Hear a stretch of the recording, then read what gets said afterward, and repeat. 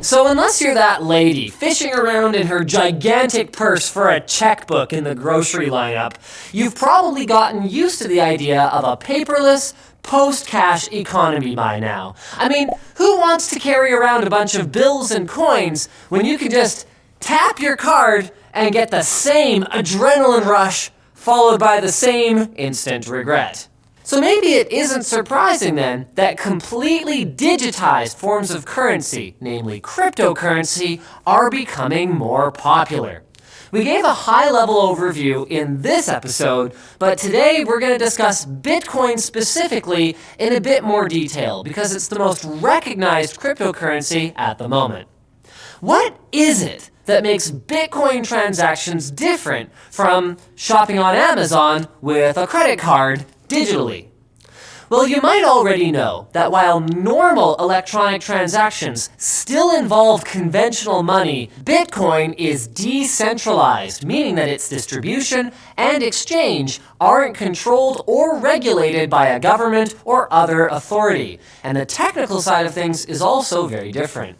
Traditional currency goes through a central payment processor, like your credit card company. But all Bitcoin transactions, whether you're purchasing goods or just sending Bitcoins to a friend because you're a nice guy, are processed by a large distributed network of computers running special software. So whenever a transaction occurs, the network records the sender's and receiver's Bitcoin addresses and the amount transferred and enters this information onto the end of a ledger or record called a blockchain. The blockchain is updated over 100 times per day and is sent to every computer that processes Bitcoin. Because each transaction is encrypted with public key cryptography, which you can learn more about here, and verified by multiple points in the network to ensure that every computer that processes Bitcoin is using identical, correct copies of the blockchain, it is virtually impossible to counterfeit. This verification process is performed by what are called Bitcoin miners, computers or other processing devices that individuals like yourself connect to this large processing network. The mining software that runs works by grouping recent transactions into blocks, which are only accepted by the rest of the network if the block is hashed correctly, which requires the computer to find correct numerical values, a time-consuming and compute-intensive process. But what's in it then for the members of the processing network? I'm glad you asked. So, once a computer does successfully process a block, it's added to the blockchain, and the system generates a new Bitcoin that goes into the miner's digital wallet as a reward. So your computer ends up literally creating money for you out of nothing. So, wow, where do I sign up? You can just mine Bitcoin and never work again? Well, it's a bit more complicated than that.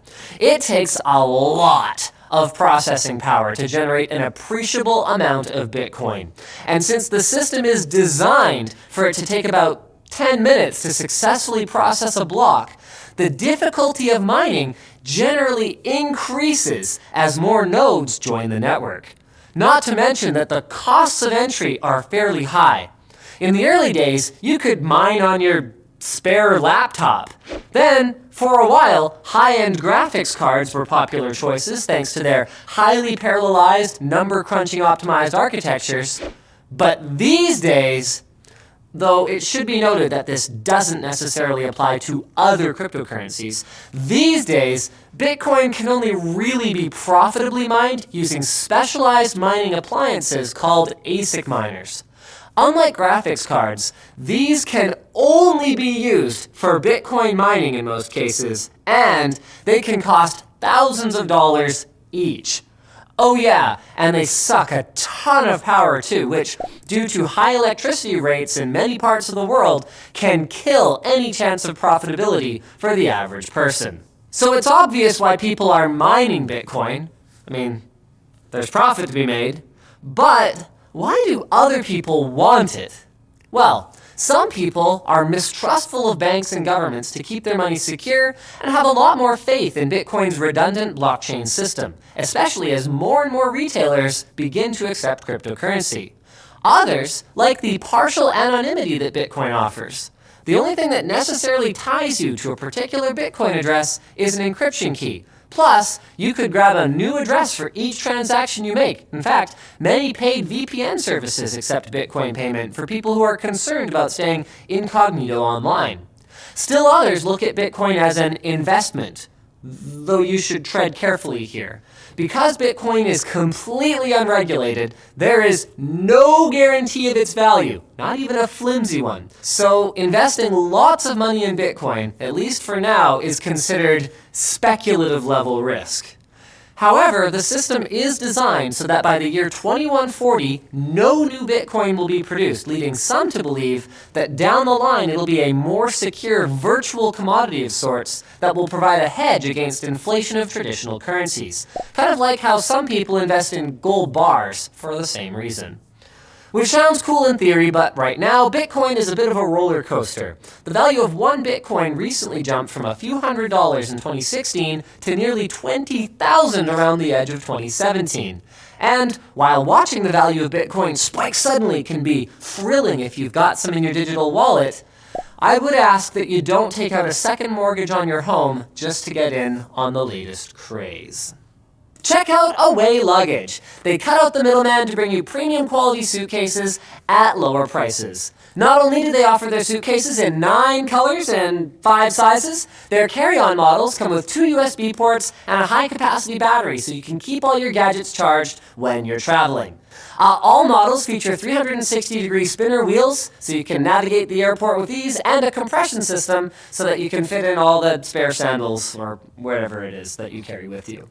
Away Luggage suitcases are theft-resistant with TSA-approved combo locks built in. They're made with impact-resistant German polycarbonate, and they have a lifetime warranty. Not only that, they come with a 100-day, no-questions-asked trial period and free shipping to the lower 48 states. And but wait, there's more! Tech Quickie viewers can get $20 off their next orders. Just go to awaytravel.com/TechQuickie and use promo code TechQuickie at checkout. So thanks for watching, guys. Like, dislike, check out our other channels, leave a comment if you have a suggestion for a future video, and don't forget to subscribe so you don't miss any of our future videos.